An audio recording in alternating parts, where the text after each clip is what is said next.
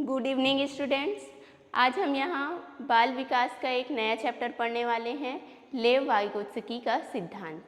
हमने पिछली क्लास में जीन पियाजे का सिद्धांत पढ़ा था, उन्होंने 4 अवस्थाओं के बारे में बताया था। अब हम पढ़ने जा रहे हैं वाइगोत्स्की का सिद्धांत। ये जो है लेव वाइगोत्स्की रूस के रहने वाले थे, इनका जन्म वहीं हुआ था, रूस के मनोवैज्ञानिक थे ये। इन्हें रचनावाद का जनक कहा जाता है, इन्हें रचनावाद का जनक कहा गया है। अब यहाँ पर देखते हैं इन्होंने सिद्धांत कौन सा दिया था।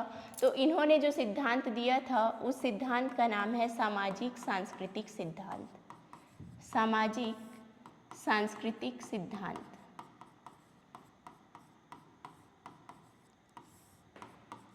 जीन पियाजे ने संज्ञानात्मक विकास का सिद्धांत दिया था और वाइगोत्स्की ने दिया सामाजिक सांस्कृतिक सिद्धांत। तो इसका मतलब ये नहीं है कि ये संज्ञानात्मक विकास से संबंधित नहीं है। वाइगोत्स्की का सिद्धांत भी संज्ञानात्मक विकास से ही संबंधित है, लेकिन जीन पियाजे ने अपनी अवस्थाओं को एक उम्र के क्राइटेरिया में बांध दिया था कि पहली अवस्था जो है वो 2 वर्ष तक रहेगी, फिर दूसरी अवस्था जो है 7 वर्ष तक रहेगी, फिर तीसरी 11 वर्ष तक। जीन पियाजे ने अवस्थाओं में बांटकर उन्हें उम्र की सीमा में बांध रखा था, लेकिन वाइगोत्स्की ने यहाँ पर कोई भी उम्र का बंधन नहीं बताया है। बच्चा जो सीखेगा जरूरी नहीं है कि वो उम्र के हिसाब से सीखे, वो सीखता है समाज के अकॉर्डिंग, संस्कृति के अकॉर्डिंग। तो नाम यहाँ पर ही दिया है उनके सिद्धांत का सामाजिक सांस्कृतिक सिद्धांत। उन्होंने सबसे ज़्यादा महत्व दिया है समाज को और कहा है कि बच्चा जब सीखता है, अधिगम करता है, तो वो समाज में रहकर ही सीखता है, समाज के साथ अंतःक्रिया करके सीखता है। अंतःक्रिया करने का मतलब ही है कि समाज के साथ जब वो मिलजुल कर रहेगा, दोनों में इंटरेक्शन होगा, तभी वह चीज़ें सीखता है। इसीलिए सिद्धांत का नाम है सामाजिक सांस्कृतिक सिद्धांत। अब हम इसमें आगे बढ़ते हैं। देखिए यहाँ पर लिखा हुआ है बालक का विकास सामाजिक अंतःक्रिया के द्वारा होता है। सामाजिक अंतःक्रिया समाज का एक अभिन्न अंग माना है इन्होंने बालक को। कोई भी जो बच्चा होता है वो समाज का अभिन्न अंग होता है, कोई समाज के बिना नहीं रह सकता। कोई सा भी व्यक्ति हो, उसे समाज की ज़रूरत पड़ती ही है रहने के लिए, खाने पीने, हर चीज़ के लिए हमको यहाँ पर किसी अन्य व्यक्तियों की ज़रूरत पड़ती है। अदर कोई ना कोई दूसरे लोग होते हैं और उन्हीं दूसरों को यहाँ पर समाज का नाम दिया गया है। जैसे कि बच्चा जब जन्म लेता है, जब बच्चे ने जन्म लिया, बच्चे का जन्म हुआ, तो जन्म के बाद वो अपने परिवार से मिलता है, परिवार होता है उसके पास। फिर धीरे धीरे परिवार के बाद वो अपने आसपास आस पड़ोस के लोगों से मिलेगा, अपने दोस्तों से मिलेगा, दोस्त हो गए, फ्रेंड हो गए। फिर थोड़ा सा बड़ा हुआ, फिर वो स्कूल जाना शुरू करेगा, विद्यालय जाएगा। जब वो स्कूल जाएगा, विद्यालय जाएगा, तो हमारे जब हम पढ़ते हैं मनोविज्ञान, तो विद्यालय को समाज का लघु रूप कहा गया है। यहाँ से समाजीकरण की शुरुआत हो जाती है। विद्यालय जब जाएगा बच्चा, तो विद्यालय में, है ना, उसको मिलेंगे अलग अलग सोसाइटी के बच्चे, अलग अलग समाज के बच्चे, और अलग अलग समाज से आए हैं वो बच्चे, मतलब उनकी संस्कृति भी अलग होगी, संस्कृति भी अलग होगी, और संस्कृति के साथ उनकी भाषाएं भी अलग अलग होगी, अलग अलग भाषा होगी। तो यहाँ पर वाइगोत्स्की ने 3 चीज़ों पर फोकस किया है। एक तो है समाज, दूसरा संस्कृति और तीसरा भाषा। जब बच्चा जन्म लेगा, परिवार के बीच रहेगा, परिवार के बाद कुछ आसपास के लोगों से मिलेगा, दोस्त बनाएगा, फिर वो स्कूल जाना शुरू करेगा, और स्कूल जब जाएगा तो अलग अलग सोसाइटी के लोग वहाँ दिखेंगे। फिर अलग अलग सोसाइटी है तो उनकी कल्चर भी अलग अलग होगा, कल्चर अलग है तो भाषाएं भी अलग रहेगी। यही तीनों चीज़ें आधार है वाइगोत्स्की के सिद्धांत की।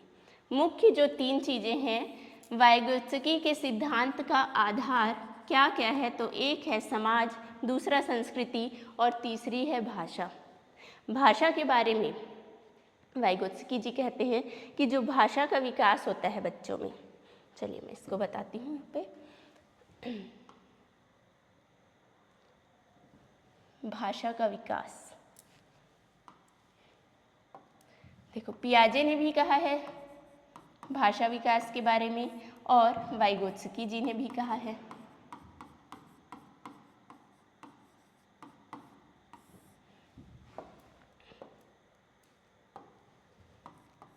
पियाजे पियाजे कहते हैं कि बच्चे के मन में पहले विचार उत्पन्न होता है। बच्चे के मन में पहले विचार उत्पन्न होता है और विचार उत्पन्न होने के बाद बच्चा लैंग्वेज सीखता है, भाषा सीखता है।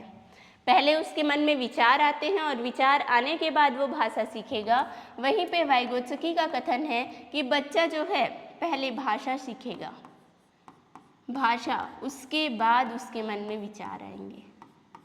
पहले भाषा सीखेगा फिर उसके मन में विचार आएंगे। इसका मतलब पियाजे और वाइगोत्स्की दोनों एक दूसरे के विपरीत बात करते हैं। पियाजे कहते हैं जो भाषा है वो विचार पर निर्भर है, लेकिन जो वाइगोत्स्की है वो कहते हैं कि विचार भाषा पर निर्भर है ना। जो चीज़ें बाद में आ रही है वो पहले वाले पर निर्भर होती है। यहाँ पे पहले नंबर पे आ रहा है विचार, फिर आ रहा है भाषा, तो भाषा निर्भर है विचार पर, ये पियाजे का कथन है। और वाइगोत्स्की कहते हैं कि ये पहला है भाषा, दूसरा विचार, मतलब विचार बाद में आया और यही निर्भर है भाषा पर, विचार भाषा पर निर्भर होता है। फिर हम आगे चलते हैं। हम यहाँ पे वाइगोत्स्की के सिद्धांत को जब समझते हैं तो उसकी कुछ प्रमुख अवधारणाएं हैं, जैसे कि ZPD, फिर आता है स्कैफोल्डिंग, MKO, ये सारी चीज़ों को समझना ज़रूरी है। तो मैं पहले उसको ही एक्सप्लेन कर देती हूँ, फिर अवधारणा में हम अलग अलग जाके पढ़ेंगे। यहाँ पर मैं एक साथ सभी को समझाने का कोशिश करती हूँ। चलिए,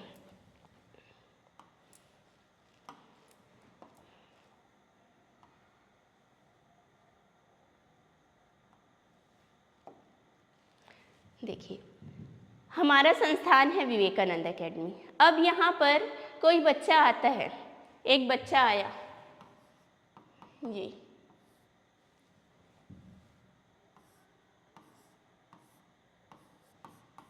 चलिए, यहाँ पर एक बच्चा आता है। ये बच्चा आता है और कहता है कि मैं टीचर भर्ती की तैयारी कर रहा था, मैंने तैयारी भी पूरी कर ली है, तैयारी मेरी पूरी हो गई है, मैं सिर्फ और सिर्फ टेस्ट दिलाना चाहता हूँ। वो बच्चा कहता है यहाँ के, मैंने अपनी पूरी तैयारी कर ली है, मैं सिर्फ यहाँ पे टेस्ट सीरीज ज्वाइन करना चाहता हूँ, सिर्फ टेस्ट दिलाना चाहता हूँ, मुझे क्लास ज्वाइन नहीं करना है। तो हम कहते हैं चलो ठीक है भाई, आपकी तैयारी पूरी हो गई है, तो हम पहले देख लेते हैं कि आपकी तैयारी कितनी है, थोड़ा सा परख लेते हैं आपको। तो 2-4 प्रश्न पूछते हैं हम उससे। ये बालक आया, इसने कहा मेरी तैयारी हो चुकी है पूरी, मैंने अपनी तरफ से पूरी पढ़ाई कर ली है कंप्लीट, अब मैं सिर्फ और सिर्फ टेस्ट दिलाऊंगा। तो हम भी कहते हैं चलो ठीक है भाई, आपने अपनी जितनी तैयारी की है उसमें से हम 2-4 क्वेश्चन पूछते हैं आपसे। जब इनसे प्रश्न पूछा जाता है, पहला प्रश्न पूछा गया, ठीक है, उसने आंसर दिया। दूसरा प्रश्न पूछा गया, उसने आंसर दिया। तीसरा प्रश्न पूछा गया, उसका भी आंसर उसने दिया। लेकिन जैसे ही चौथा प्रश्न आया, चौथे प्रश्न पे वो अटक गया। पहले का आंसर दे दिया, दूसरे का आंसर दे दिया, तीसरे क्वेश्चन का भी आंसर इन्होंने दिया, लेकिन जैसे ही आया चौथा प्रश्न, चौथे प्रश्न का आंसर ये नहीं दे पाया। इसका मतलब ये यहाँ पर आकर अटक गया। कोई बच्चा जहाँ पर आकर अटक जाता है, कोई बच्चा सीख रहा है चीज़ों को और जहाँ पर आकर वो अटक गया मतलब वो होता है ZPD। यहाँ से शुरुआत हो जाती है ZPD। ZPD का फुल फॉर्म है zone of proximal development. Zone of proximal development, जहाँ बच्चा अटका वहाँ से प्रारंभ हो जाता है ZPD का जोन ऑफ प्रॉक्सिमल डेवलपमेंट। अब ये बच्चा क्या करेगा, ये तो मैंने पढ़ा ही नहीं, वो बोलेगा जो चौथा क्वेश्चन आपने पूछा मैंने तो ये पढ़ा ही नहीं है। अब चलो इसको नहीं पढ़ा, ठीक है, मैं एक और क्वेश्चन पूछती हूँ। मैंने 5वां प्रश्न पूछा उससे, जब मैंने 5वां प्रश्न पूछा तो वो उसका भी आंसर नहीं दे पाया, 5वें प्रश्न का भी उसने उत्तर नहीं दिया। अब फिर ये बच्चा बोलेगा मेरी तैयारी अभी पूरी नहीं हुई है, मुझे और पढ़ने की ज़रूरत है, अब मुझे आपकी हेल्प चाहिए, मेरी तैयारी अभी भी पूरी नहीं हुई है, मुझे आपकी हेल्प चाहिए। जहाँ पे आ गया ये शब्द हेल्प, मुझे आपकी हेल्प चाहिए। हेल्प का मतलब है हेल्प मदद, मदद ही होता है स्कैफोल्डिंग। दूसरा वर्ड आता है यहाँ पे स्कैफोल्डिंग, जिसको पाड़, ढांचा या फिर मचान कहा जाता है। ठीक है, स्कैफोल्डिंग, स्कैफोल्डिंग। ठीक है, हम आसान शब्दों में कहें तो मदद को ही स्कैफोल्डिंग कहा जाता है। अब इसने कहा मुझे तो हेल्प की ज़रूरत है, मैं आपसे मदद लेना चाहती हूँ, मैं आपकी कक्षा ज्वाइन करना चाहती हूँ, यहाँ पर आकर पढ़ना चाहती हूँ। तो क्या हुआ, ये जो है हेल्प मांगा, इसने हेल्प मांगा, तब इसे क्या कहा गया, स्कैफोल्डिंग। ठीक है, स्कैफोल्डिंग। फिर इसने जिससे हेल्प मांगा, मान लीजिए सामने मैं खड़ी हूँ, इसने मुझसे हेल्प मांगा, मैं उसको आगे का जो नॉलेज है वो दूंगी, तो मैं हूँ उसके लिए MKO। उसने जिस व्यक्ति से मदद मांगा, उसने सामने वाले जिस व्यक्ति से मदद मांगा, अब वो उसकी हेल्प करेगा, तो ये उसके लिए है MKO, more knowledgeable other, more knowledgeable other. More knowledgeable other का मतलब है अधिक ज्ञानवान व्यक्ति। जो सीखने वाला है बच्चा, उससे जिसके पास भी ज्ञान ज़्यादा है, जो उसका हेल्प कर रहा है, वो कहलाता है MKO, अधिक ज्ञानवान व्यक्ति, या अधिक ज्ञानवान अदर का मतलब होता है कोई अन्य। ZPD का मतलब होता है जोन ऑफ प्रॉक्सिमल डेवलपमेंट, समीपस्थ विकास का क्षेत्र, समीपस्थ विकास का क्षेत्र, विकास का क्षेत्र। अब देखिए ये समीपस्थ विकास का क्षेत्र ZPD, अब इसने हेल्प मांगा, जहाँ पे अटका था वहाँ से ZPD स्टार्ट हो गया है, जहाँ पे अटका था वहाँ से ZPD की प्रक्रिया शुरू हो गई, और ZPD के बाद ये मोर नॉलेजेबल अदर, जिससे ज्ञान प्राप्त किया और करने के बाद जिस स्टेज पर वो पहुंच गया, अब वो सारे क्वेश्चंस का आंसर दे रहा है, उसके पास अधिक नॉलेज हो गया है। तो यहाँ से यहाँ तक के बीच का अंतर, जहाँ पे वो अटका था और जहाँ पे आके उसने सीख लिया और अधिक सीख लिया, इन दोनों के बीच का जो अंतर होता है, इन दोनों के बीच का जो अंतर होता है, यही कहलाता है zone of proximal development, ZPD। यहाँ से स्टार्ट हुआ था ZPD की प्रक्रिया, अटका तो ZPD की प्रक्रिया शुरू हो गई, है ना। उसके बाद जहाँ तक उसने सीख लिया, उन दोनों के बीच का अंतर ही कहलाएगा ZPD। एक बार मैं फिर से इसको रिपीट कर देती हूँ। एक बच्चा है जिसने कहा कि मुझे सब कुछ आता है, सब कुछ आता है, लेकिन कुछ प्रश्नों के उत्तर देने के बाद वो अटक जाता है, जहाँ पे वो रुक जाता है, वहाँ से ZPD की प्रक्रिया शुरू हो जाती है। ZPD की प्रक्रिया शुरू होने के बाद अटकेगा तो वो किसी न किसी से हेल्प लेगा, जो हेल्प है वही कहलाता है स्कैफोल्डिंग। स्कैफोल्डिंग को अभी और डिटेल में मैं बताऊँगी क्या होता है वो। स्कैफोल्डिंग कहलाया। उसके बाद क्या हुआ, जिसने उसका मदद किया, जिस व्यक्ति ने भी उसका मदद किया आगे बढ़ने के लिए, वो कहलाता है MKO, मोर नॉलेजेबल अदर। ठीक है, अब यहाँ से जहाँ अटका था और जहाँ पे उसने सीख लिया, उन दोनों के बीच का अंतर है ZPD। इसको मैं एक और एग्जाम्पल से आपको समझा देती हूँ। एक बच्चा है जिसने 100 में से 30 मार्क्स लाए थे। किसी सब्जेक्ट में 100 में से 30 नंबर लाया उसने, सिर्फ अपने से पढ़कर। इसने किसी से हेल्प नहीं लिया था। इसने क्या किया, सिर्फ अपने से सेल्फ स्टडी की और उसने 30 नंबर लाए 100 में से। फिर ये नंबर कम है, अब वो क्या करेगा, मुझे किसी की हेल्प लेनी पड़ेगी। हेल्प लेनी पड़ेगी तो उसने ट्यूशन ज्वाइन किया, उसने कोचिंग किया। कोचिंग जब किया तो उसके बाद, कोचिंग ज्वाइन करने के बाद अब उसके नंबर आ रहे हैं 70 नंबर आ गए। 100 में से 70 नंबर उसने पाया। तो यहाँ पे था 30 नंबर, यहाँ पे आया 70 नंबर। अगर मैं इन दोनों के बीच का अंतर निकालूँ, 70 में से 30 माइनस कर दूँ तो ये बचेंगे कितने, 40। तो ये दोनों के बीच का जो अंतर आ रहा है वही कहलाता है ZPD। ठीक है, चलिए यही है पूरी वाइगोत्स्की की अवधारणाएं।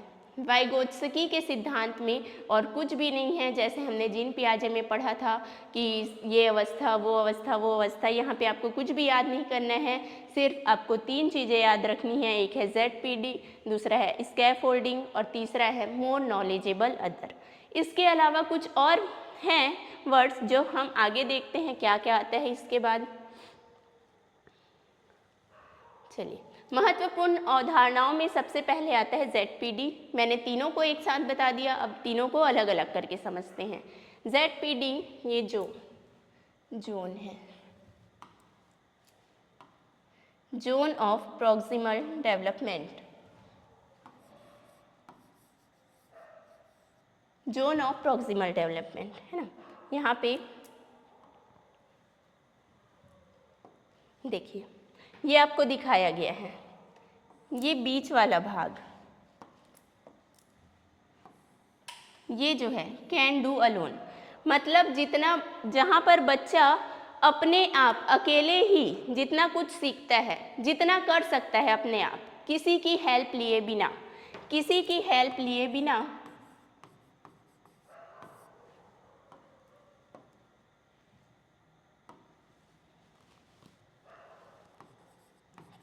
किसी की मदद के बिना,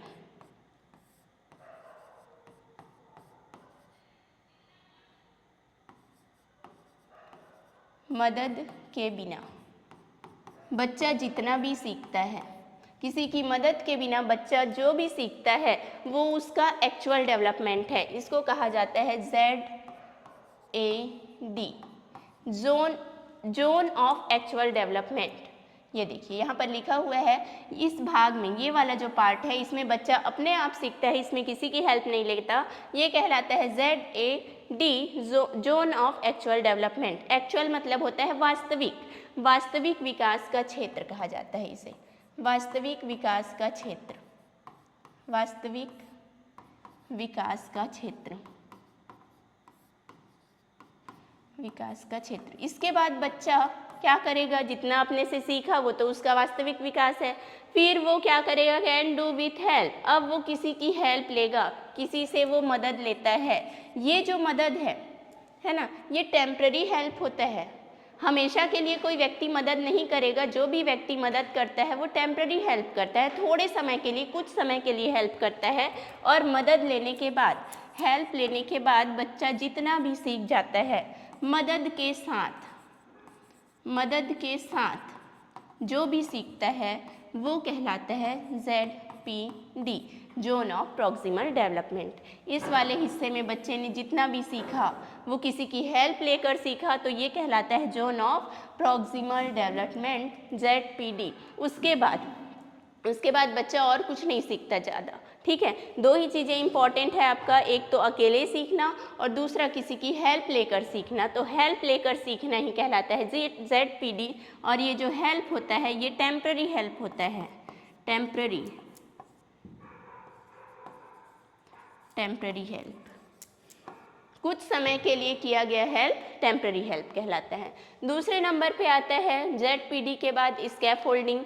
स्कैफोल्डिंग का अर्थ होता है मदद, स्कैफोल्डिंग को हम कह सकते हैं मदद, मदद। स्कैफोल्डिंग को कहा जाता है पाड़, ढांचा या फिर मचान कहा जाता है, पाड़, ढांचा या मचान। अब ये मदद कैसा होगा, हाँ क्वेश्चन यहाँ पे ये पूछा जाता है कि स्कैफोल्डिंग जो शब्द है इसका मतलब क्या होता है, मदद लेना या मदद मिलना, मदद लेना या फिर मदद मिलना क्या होता है।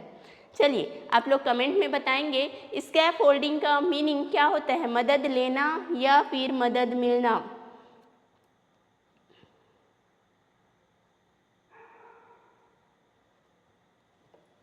दो चीज़ें हैं, मदद 2 प्रकार की यहाँ पे बात कर रही हूँ। मैंने कहा एक मदद मांगना और एक होता है मदद मिलना। तो स्कैफोल्डिंग क्या होता है, स्कैफोल्डिंग शब्द का अर्थ है मदद, मदद मांगना या मदद मिलना। चलिए आप लोग कमेंट में बताएंगे, पर मैं बता देती हूँ यहाँ पर क्या होता है। स्कैफोल्डिंग का मतलब मदद मांगना नहीं होता, स्कैफ होल्डिंग का मतलब होता है मदद मिलना। स्कैफ होल्डिंग का मीनिंग होगा मदद मिलना। कभी कभी आपको यहाँ से भी क्वेश्चन पूछ सकते हैं कि ऐसे डायरेक्ट आपको नहीं पूछेगा कि मदद लेना होगा या मदद मांगना, किसी क्वेश्चन के बीच में ऐसा लिखा होगा कि किसी ने उससे मदद लिया या मांगा, तो लेने के बाद अगर मदद किया गया है तभी वो स्कैफ होल्डिंग कहलाएगा। ठीक है, स्कैफ होल्डिंग का मतलब होता है मदद मिलना। आप इस डायग्राम से समझेंगे। ये है MKO। MKO का मतलब होता है अधिक ज्ञानवान अन्य, जो अधिक ज्ञानवान व्यक्ति है, अधिक ज्ञानवान। और अधिक ज्ञानवान कुछ भी हो सकता है, आपके टीचर हो सकते हैं, आपके माता पिता हो सकते हैं, आपके फ्रेंड्स भी हो सकते हैं। जो भी आपको उस समय हेल्प कर रहे हैं, आपको कुछ सिखा रहे हैं, वो MKO है, जिसके पास आपसे अधिक ज्ञान है। उस समय जिस सब्जेक्ट के बारे में आप स्टडी कर रहे हो या जिस चीज़ के बारे में आप जानना चाहते हो, उसके बारे में आपसे ज़्यादा ज्ञान जिसके पास भी है, वही MKO कहलाएगा। तो जो MKO है, अधिक ज्ञानवान व्यक्ति है, वो जो लर्नर है, जो सीखने वाला है, सीखने वाला उसको मदद करेगा। मदद जब कर देगा, इसने कुछ क्वेश्चन पूछा, उसका आंसर इन्होंने दे दिया, इन्होंने मदद इसको कर दिया, तभी वो कहलाएगा स्कैफ होल्डिंग। तभी वो प्रक्रिया क्या कहलाएगी? स्कैफ होल्डिंग कहलाएगी। क्लियर है? अगर इस टॉपिक से संबंधित कोई भी प्रश्न हो आपके तो कमेंट बॉक्स में जरूर लिखिएगा। फिर तीसरा महत्वपूर्ण इसका अवधारणा है MKO, जो कि सारे एक दूसरे से रिलेटेड ही हैं। देखिए यहाँ पर दो बच्चे बैठे हुए हैं, दोनों की उम्र में ज़्यादा अंतर नहीं है, दोनों लगभग 2-3 साल के अंतर के होंगे, ज़्यादा अंतर इनमें दिखाई नहीं दे रहा है। ये जो छोटा बच्चा है, उसको ये बड़ा बच्चा ये कुछ सिखा रहा है। आपको यहाँ पे दिखाई दे रहा होगा कि ये बच्चा छोटा वाला जो है, इसको ये बड़ा बच्चा कुछ सिखा रहा है, कुछ दिखाकर उनको कोई ना कोई ज्ञान दे रहा है वहाँ पर। इसका मतलब इसके पास ज्ञान अधिक है, इस बच्चे के पास ज्ञान अधिक है और इस बच्चे के पास ज्ञान कम है। जिसके पास ज्ञान ज़्यादा है वही कहलाएगा MKO, more knowledgeable other. More knowledgeable other जो है वो कुछ भी हो सकता है, आपकी पुस्तक भी हो सकती है। कौन कौन आएगा? आपके टीचर हो सकते हैं, शिक्षक के अलावा आपके पेरेंट्स हो सकते हैं, माता पिता, आपके कोई दोस्त हो सकते हैं, फ्रेंड हो सकते हैं, या फिर कोई पुस्तक भी आपको ज्ञान दे सकती है। आपको कोई चीज़ नहीं पता और जाके आपने पुस्तक से ढूंढा उसको, मतलब वहाँ पर MKO है आपकी बुक। आपने मोबाइल से सर्च किया तो मोबाइल आपका MKO है। इस तरीके से हम देखते हैं कि MKO कोई भी हो सकता है जो आपको कुछ ना कुछ सिखा देता है। ठीक, आगे चलते हैं, इसके बारे में और कुछ चीज़ें पढ़ लेते हैं। अधिगम को प्रभावित करने वाले कारक के बारे में देखते हैं। अधिगम को कौन कौन सी चीज़ें प्रभावित करती है? ये 3 चीज़ों के बारे में तो हमने पढ़ लिया, ZPD, MKO और स्कैफ होल्डिंग। अब यहाँ पे हम देखते हैं अधिगम को प्रभावित करने वाले कारक। तो सबसे पहले ही मैंने बताया था 3 चीज़ों के बारे में। वो 3 चीज़ें थी, पहला था समाज, सोसाइटी, दूसरा है संस्कृति और तीसरा है भाषा। इन तीनों चीज़ों को ही सीखने का आधार बताया था वाइगोत्स्की ने। जो भी आधार है, जो भी चीज़ें हैं जिनसे हम सीख रहे हैं, वही तो आपका प्रभावित करने वाला कारक के अंतर्गत भी आएगा। जैसे आप अपने दैनिक जीवन में, डेली रूटीन में जिन भी चीज़ों का उपयोग कर रहे हो, जिनसे आप हेल्प ले रहे हो अपना काम करने के लिए, अगर वो ना रहे तो आपके जीवन को वो प्रभावित करेंगे। जैसे आप वॉशिंग मशीन का यूज़ कर रहे हो कपड़ा धोने के लिए, वॉशिंग मशीन आपके लिए ज़रूरी था। आप गैस का यूज़ कर रहे हो खाना बनाने के लिए, लेकिन गैस ख़त्म हो जाए, वॉशिंग मशीन बिगड़ जाए, मतलब आपकी दिनचर्या को वो चीज़ें प्रभावित कर देगी। वैसे ही जिन चीज़ों से हम सीखते हैं वही चीज़ें ही हमको प्रभावित भी करती है। हमने समाज से सीखा, समाज के बीच में रहकर, समाज से अंतःक्रिया करके सीखा, विभिन्न प्रकार की संस्कृति को हमने देखा और उससे सीखा, भाषा से सीखा, तीनों चीज़ों से हमने सीखा, अधिगम किया और ये तीनों चीज़ें ही हमको प्रभावित करेगी। प्रभावित करने वाले कारक में पहला सामाजिक संपर्क, दूसरा है संस्कृति और तीसरा है भाषा। इन तीनों का प्रभाव पड़ता है हमारे अधिगम में। अब यहीं पर मैं एक चीज़ और बता देती हूँ आपको कि जो भाषा है, भाषा शब्द यहाँ पे आया है तो भाषा से संबंधित एक चीज़, जिसमें पहले तो मैंने बता दिया था कि पियाजे ने क्या कहा था कि पहले आता है थॉट, पहले आता है विचार और विचार के बाद आती है भाषा। फिर वाइगोत्स्की ने कहा था कि पहले आता है भाषा फिर उसके बाद आता है विचार। तो विचार के लिए जो माध्यम है वो भाषा को माना है इन्होंने। अब भाषा 3 प्रकार की बताई है। वाइगोत्स्की ने भाषा विकास के क्रम को 3 भागों में बांटा है। भाषा विकास का क्रम, या बोल सकते हैं भाषा का विकास कैसे होता है ये देखते हैं हम। भाषा का विकास सबसे पहले होगा सामाजिक स्पीच या सामाजिक वाक। दूसरे नंबर पे आता है निजी वाक और तीसरे नंबर पे आता है अंतर्वाक। सामाजिक वाक, सोशल स्पीच,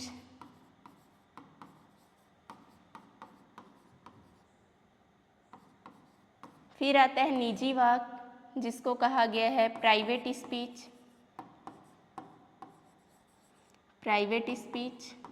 फिर थर्ड है अंतर्वाक, इंटर स्पीच। अब इन तीनों चीज़ों को समझते हैं। भाषा का विकास कैसे होता है या भाषा विकास का क्रम क्या है वाइगोत्स्की के अनुसार, तो सबसे पहले बच्चा सामाजिक वाक सीखेगा, फिर निजी वाक और लास्ट में अंतर्वाक। अगर मैं यहाँ पर आपसे क्वेश्चन करूँ कि सामाजिक वाक से आप क्या समझते हैं, तो मोस्टली लोगों का आंसर होगा हम जो समाज के बीच में रहकर सामाजिक लोगों के साथ जो क्या करते हैं, विचारों का आदान प्रदान करते हैं, या समाज में बैठकर बहुत सारे लोगों का ग्रुप बना है, उसी को हम समाज बोल देते हैं। अब समाज के बीच में रहकर बातचीत करना, यही क्या कहलाएगा, सामाजिक वाक कहलाएगा। ये आंसर मोस्टली लोगों का आएगा, पर मैं यहाँ बता देती हूँ कि ये आंसर गलत है। सामाजिक लोगों के साथ बैठकर या समाज के बीच में बैठकर बात करना ये सामाजिक वाक नहीं है। सामाजिक वाक एक्चुअल में है क्या, तो सामाजिक वाक का मतलब है जब बच्चा बहुत छोटा होता है। देखो किसी भी चीज़ का जब विकास होता है ना, तो वो कम उम्र से ज़्यादा उम्र तक बढ़ते जाता है। तो आप ही सोचो, जब बच्चा छोटा है तो वो समाज में नहीं रहता है, वो तो अपने लोगों का बात भी नहीं समझता, ना वो बात करना सीखा नहीं होता है। तो सामाजिक वाक ये कैसे हो सकता है कि समाज के लोगों के साथ बातचीत करना, गलत है ना। आप यही दिमाग लगाएंगे कि जब विकास होता है तो छोटी उम्र से बड़ी उम्र की ओर जाते हैं। ये यहाँ पर बच्चा छोटा है, छोटा बच्चा छोटा होता है। अब ये क्या करेगा, छोटा बच्चा जो है या तो रोता है या फिर हंसता है, 2 ही चीज़ें करता है, या तो रोएगा या तो हंसेगा। तो अपनी भावनाओं को या अपनी बातों को रोकर या हंसकर एक्सप्रेस करना, यही है सामाजिक वाक। यहाँ नाम से थोड़ा डिफरेंट है, अलग हो रहा है, पर आप ध्यान रखेंगे इन चीज़ों को। सामाजिक वाक का मतलब होता है कि बच्चा जब छोटा होता है तो रो कर या हंस कर अपनी भावनाओं को व्यक्त करता है, यही कहलाता है सामाजिक वाक। इसके बाद बच्चा थोड़ा सा बड़ा होगा, जब वो थोड़ा बड़ा होगा तो वो निजी वाक, प्राइवेट स्पीच देता है। प्राइवेट स्पीच का मतलब ये है, बच्चा खेलते रहेगा अपने खिलौनों के साथ और फिर वो क्या करेगा, अपने आप से कुछ बातें करने लगता है, अपने आप बोलने लगता है, मैं यहाँ जाऊँगा, ये करूँगा, वो करूँगा, ये मेरी गुड़िया है, ये गुड़िया सो रही है, सो जा गुड़िया, घूमने जाएगी क्या। इस तरीके से जो वो बात करता है, निजी, अपने आप से बात करना, ये कहलाएगा निजी वाक।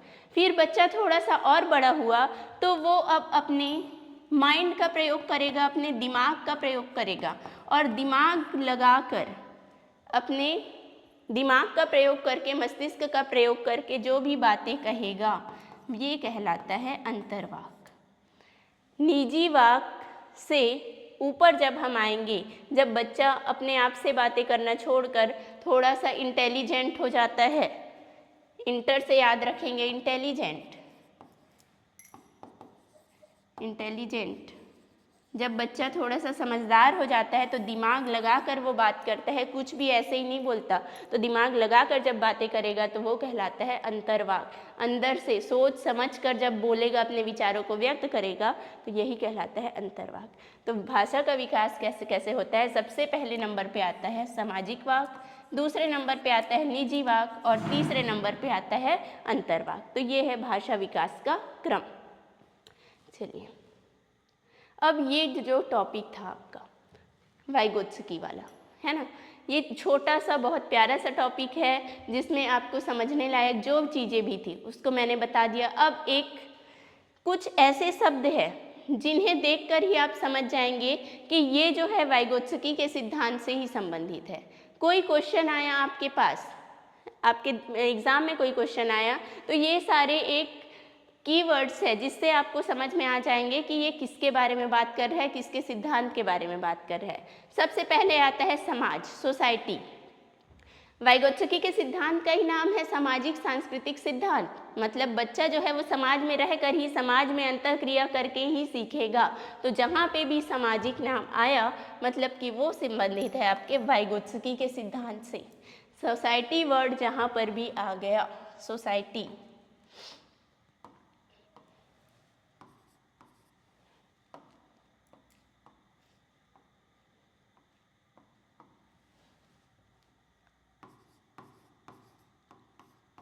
सोसाइटी शब्द संबंधित है आपके वाइगोत्स्की के सिद्धांत से। दूसरा संस्कृति, कल्चर, कल्चर भी आपका संबंधित है वाइगोत्स्की से। तीसरा अगर उसने कह दिया कहीं पे लैंग्वेज का बात कर दिया, लैंग्वेज, तो लैंग्वेज के बारे में बात करते हैं हमारे जीन पियाजे भी और वाइगोत्स्की भी, लेकिन अंतर ये है कि जब भाषा की बात करेंगे तो जीन पियाजे बात करते हैं पहले आता है विचार और फिर आती है भाषा। वाइगोत्स्की कहते हैं पहले भाषा फिर विचार, पहले भाषा और फिर विचार। तो इससे याद रखेंगे आपकी ये वर्ड जो है ये दिया है वाइगोत्स्की ने। फिर आया अंतःक्रिया। अंतःक्रिया, अंतः मतलब होता है सेल्फ, अंतः का मीनिंग है सेल्फ, स्वतः, स्वतः। जब जीन पियाजे की थ्योरी पढ़े थे तो उन्होंने कहा बच्चा जो भी सीखता है, बच्चा जो भी सीखता है वो क्या करता है, अपने आप उम्र जैसे जैसे बढ़ते जाती है वो सीखते जाता है, कोई वहाँ पर उसका कोई हेल्प नहीं करता है ना।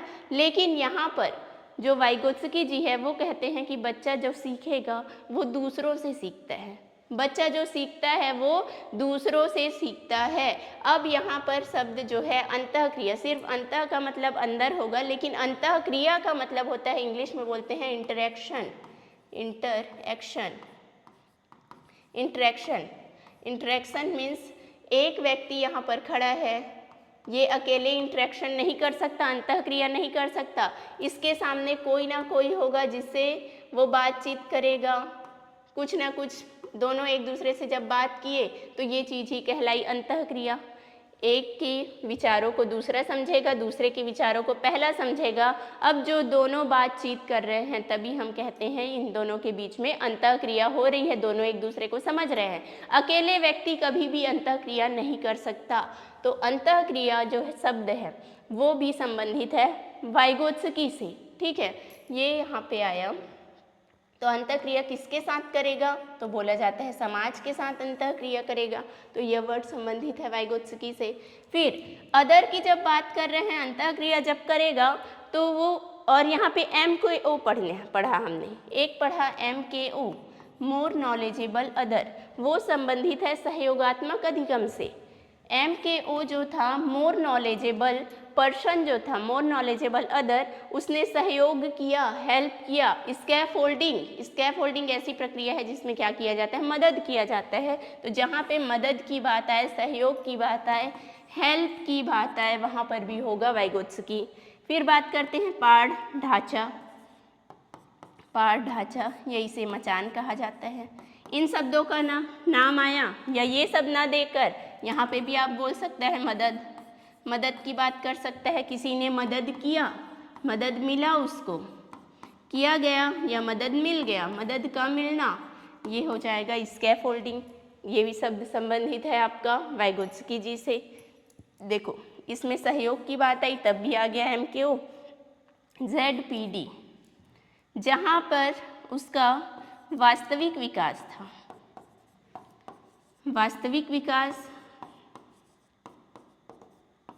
से उसने आगे बढ़कर ZPD zone of proximal development, समीपस्थ विकास का क्षेत्र, समीपस्थ विकास का क्षेत्र,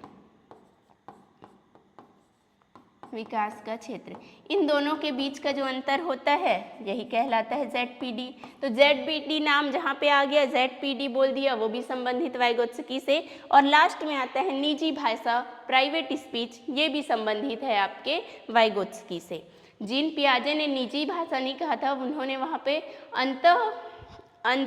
अंतर्वाक कहा था, अपने आप से बातें करना, उसी को इन्होंने निजी भाषा का नाम दे दिया है। ठीक है, तो यहाँ पे आपका ये कुछ आपके कीवर्ड्स है जो आपको हेल्प करेंगे कि वाइगोत्स्की के सिद्धांत में कौन कौन से शब्दों का प्रयोग किया है, कौन कौन सी अवधारणाओं के बारे में आपको बताया गया है। तो यहाँ पर मैं जितने भी हमसे जुड़े हुए लोग हैं उनको धन्यवाद कहना चाहूँगी कि आपने हमारा सेशन देखा अच्छे से। और जो भी इससे संबंधित डाउट होंगे या क्वेश्चन होंगे आप ज़रूर कमेंट बॉक्स में लिखिएगा। धन्यवाद।